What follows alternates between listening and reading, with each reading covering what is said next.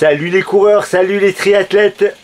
On se retrouve aujourd'hui pour parler de motivation et plus spécialement de motivation extrinsèque et de motivation intrinsèque. Alors, est-ce que vous connaissez ces termes? Peut-être pas. C'est très simple.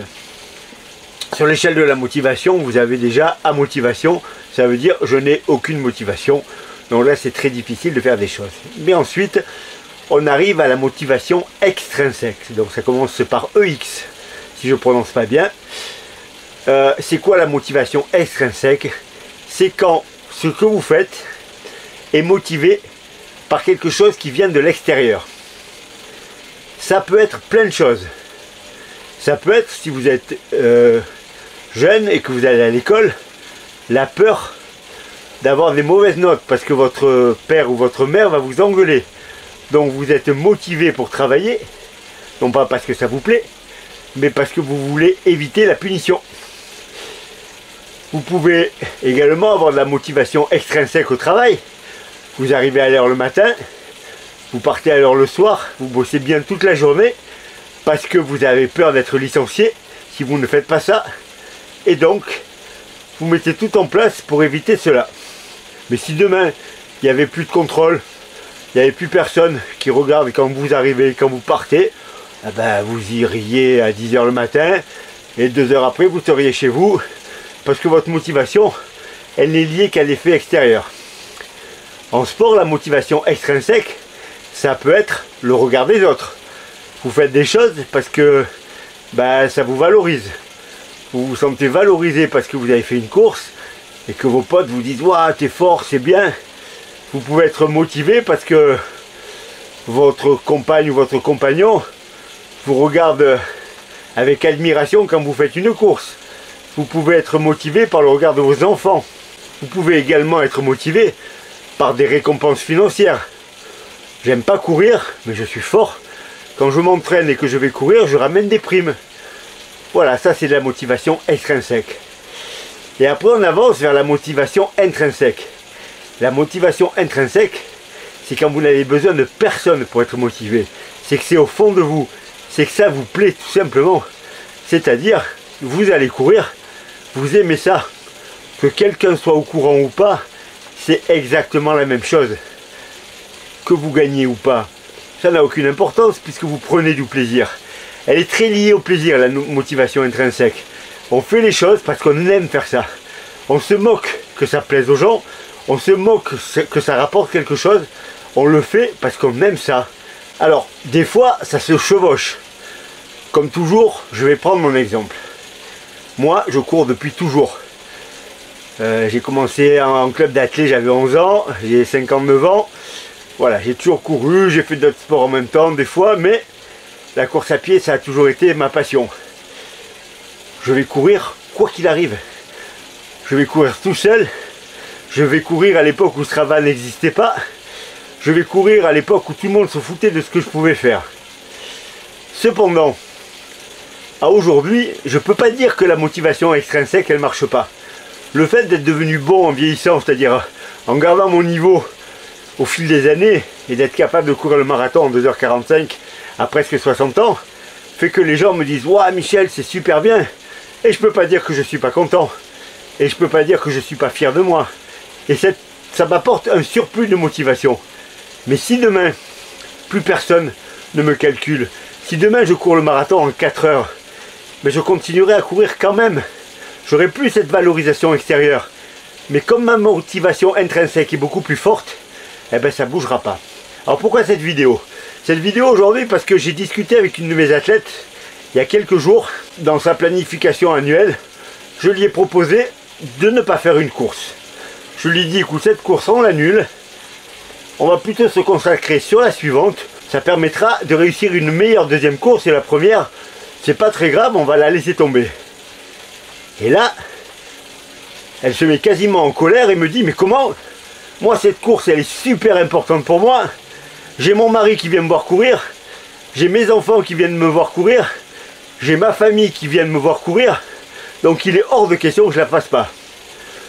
Là, je lui dis, et je réfléchis pas, je lui dis, mais oui, mais si tu n'es pas en forme, on va pas la faire la course. Et là, elle me dit, mais tu me comprends pas bien. comprends pas ce qui me fait marcher. Et instantanément, j'ai percuté effectivement que le regard des autres était forcément important pour elle. Et ça m'a pas percuté au départ, parce que je la connais depuis longtemps. Et pour moi, elle fonctionnait en grande partie avec de la motivation intrinsèque. Alors, je sais qu'elle en a, elle aime, mais je pense qu'elle aime aussi réussir, gagner, réussir des belles perfs. Déjà parce qu'elle est fière d'elle, tout bêtement, donc là on est très proche de la motivation intrinsèque, mais aussi parce que le regard des gens qui se portent sur elle est peut-être un peu différent. C'est quelqu'un qui se nourrit du succès, et de façon saine en plus, mais qui a besoin de ça. Et c'est clair que moi je lui ai proposé de ne pas faire la course, en me disant, elle va sauter sur l'occasion, en me disant, tu as raison, en plus cette course elle ne m'intéressait pas trop, tu as raison, on va basculer sur la suivante. Mais pas du tout, puisqu'elle avait prévu ses amis, sa famille, son mari, et donc il était impératif pour elle d'être sur cette course, et non seulement d'y être, mais de la réussir. Et du coup, eh ben, je sais qu'elle va s'entraîner dur, maintenant quoi qu'il arrive, parce que le fait que je lui ai dit de ne pas faire cette course l'a vraiment perturbée. Elle m'en a voulu de lui proposer ça, alors qu'au départ, pour moi, c'était vraiment pour éviter le risque qu'elle ne réussisse pas sa course, tout bêtement. Maintenant, je sais que tout ce qu'elle met en place autour d'elle pour se motiver ben, est aussi important que sa propre motivation. Moi, je vous disais, j'ai les deux. Là, je suis parti faire le marathon de Séville. J'étais pas prêt, mais j'avais dit à tout le monde que j'allais quand même essayer de courir. Je sais que ça m'a boosté. Je sais que ça m'a boosté un petit peu pour essayer. Et puis bah, après je me suis blessé, donc là j'ai pas pu continuer. Mais sinon moi en course, pendant les courses, je me sers beaucoup de cette motivation extrinsèque. C'est pour ça qu'avant de partir faire les courses, je donne toujours mes chronos aux gens. Je vais faire tel temps. Là je vous ai tous dit, je vais faire 2h44 à Berlin. Ça me sert à quoi? Ça me sert à me motiver quand c'est difficile. Quand justement, en cours de séance, la notion de plaisir, elle s'éloigne un petit peu parce que c'est dur. Et là, je bascule sur la motivation extrinsèque, puisque je me dis, mais attends, si tu t'entraînes pas bien, tu pourras pas faire 2h44, les gens vont être déçus, et ça me donne un petit coup de pied aux fesses. Donc on peut tout à fait mélanger les deux. Mais par contre, ce qui est sûr, c'est que si demain matin, il n'y a plus de réseaux sociaux, je ne côtoie plus personne, mais je vais m'entraîner quand même. Je vais aller courir quand même. Je participerai à des marathons quand même. J'ai fait plein de marathons tout seul dans mon coin en off qui intéressaient personne. À l'époque où il n'y avait rien du tout. Il n'y avait même pas les kudos sur Strava ou des choses comme ça. J'avais le plaisir d'avoir couru un marathon pour moi, pour ma fierté personnelle, pour ma valorisation personnelle, sans avoir absolument besoin de quelque chose à l'extérieur. Si vous marchez qu'avec l'extérieur, si votre motivation n'est qu'extrinsèque, il y a un souci. Imaginons, vous vous préparez, je reviens à ma coureuse. Elle se prépare pendant des mois pour sa course. Elle est super prête, super affûtée. Tout va bien. Et puis, son mari lui dit, je suis désolé, je peux pas venir, j'ai un séminaire. Sa famille lui dit, écoute, nous aussi on va pas pouvoir venir parce que parce qu'il fait pas beau.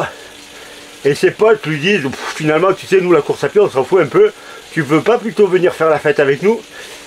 Eh ben elle a un vrai souci, parce que tout s'écroule un petit peu sous ses pieds, puisque tout était basé là-dessus. Donc c'est pour ça qu'il faut vraiment mixer les deux. On peut tout à fait mixer les deux, avoir ce plaisir, cette envie de faire des choses que pour soi, parce qu'on est bien, parce qu'on est heureux de courir. Voilà, moi je ressens le plaisir quand je cours. Je ressens cette liberté là de pouvoir prendre mes chaussures, partir courir comme je veux, quand je veux, revenir quand j'ai envie. C'est vraiment une sensation de liberté que j'adore. Et là, il n'y a personne pour regarder, personne pour me dire c'est bien, c'est pas bien, et puis je m'en fous. Je prends juste du plaisir. Et je rajoute des compétitions où là, ben, y a, comme à l'école, ben, je m'entraîne dur. J'ai une récompense, c'est-à-dire c'est le chrono. Là, c'est un peu de la motivation extrinsèque. J'ai votre regard qui me dit « Oh Michel, c'est super à l'âge que tu as, C'est hélas, vous me disiez ça, vous ne me disiez pas, mais tu es jeune, tu vas encore progresser. Mais en tout cas, c'est vrai que ça fait plaisir de claquer des chronos. Donc cette motivation extrinsèque, ben oui, elle fait plaisir. Elle fait plaisir, mais pour moi, elle vient bien après. Si je devais répartir, je vous dirais que j'ai 80% de motivation intrinsèque et 20% d'extrinsèque. Oui, ça me fait plaisir, mais s'il n'y a plus ça, il n'y a plus ça. J'irai courir quand même, ça ne va pas m'arrêter. Alors que certaines personnes ben, ne le feront plus. Un exemple de motivation extrinsèque. Si dans un couple, il y en a un des deux qui fait du sport, qui court par exemple. L'autre, souvent, soit par amour, soit parce qu'il veut être là, soit pour le surveiller un peu, décide de se mettre à courir. Et effectivement, il va faire des marathons, il va faire des semi-marathons, il va aller s'entraîner, etc. Mais vous pouvez être sûr que vu que c'est que de la motivation extrinsèque, que si demain il se sépare, à la seconde où il se sépare, il arrête de courir, parce qu'il s'en foutait d'aller courir. Complètement, ça ne l'intéressait absolument pas. Donc c'est pour ça, n'oubliez pas, vraiment allez chercher en vous ce qui vous plaît. Si courir vous plaît, ben vous courez. Si c'est faire du vélo, faites du vélo. Si c'est nager, faites de la natation. Mais ne le faites pas pour les autres. Nourrissez-vous des gens positifs autour de vous qui vous aident, ça c'est top. Mais gardez votre propre motivation. Gardez votre plaisir. Mais là, à aujourd'hui, il y a trop de gens qui font des choses, soit pour suivre leurs copains. Mes copains ils courent, bon mais je vais me mettre à courir. Moi, dans une époque de ma vie, j'ai joué au tennis de table, il y a très longtemps. Et on était 4. Et on faisait des tournois par équipe, et on s'éclatait, etc. Puis un jour on a arrêté. Et dans le groupe de 4, il y en a un qui a fini par nous dire, mais moi le tennis de table ça me plaît pas en fait. Moi ce que j'aime c'est le tennis. Mais alors pourquoi tu venais? Ben, pour être avec vous. Lui sa motivation extrinsèque, c'était de passer du temps avec ses potes. Et elle était bien sa motivation. Mais il est évident que derrière, je suppose qu'il a arrêté de jouer au tennis de table. Hein, parce que ça ne l'intéressait pas plus que ça. Donc pareil pour la course à pied, pareil pour toutes les activités en fait. Hein. Donc quelle que soit l'activité, c'est la même chose. Donc motivation intrinsèque, c'est vraiment la plus importante. Faites ce que vous aimez faire. Et nourrissez-vous de la motivation extrinsèque pour être encore meilleur. Ça marche, mais ne marchez pas que là-dessus. Ne vous contentez pas que de ça, parce que c'est pas valable. C'est pas intéressant. Vous vous trompez. Si vous n'avez que de la motivation extrinsèque, ça dure pas. Vos progrès vont s'arrêter avec l'envie des gens. Donc si l'envie des gens change, ben, votre envie elle va changer. Donc c'est pas possible. Voilà les coureurs, petite vidéo là-dessus. N'hésitez pas à me dire comment vous fonctionnez vous. Qu'est-ce qui vous fait avancer? Si c'est l'extérieur, si c'est vous-même, si c'est autre chose, il y a peut-être encore autre chose dont j'ai pas parlé, je sais pas. Voilà. Je vous dis à bientôt tous, entraînez-vous bien.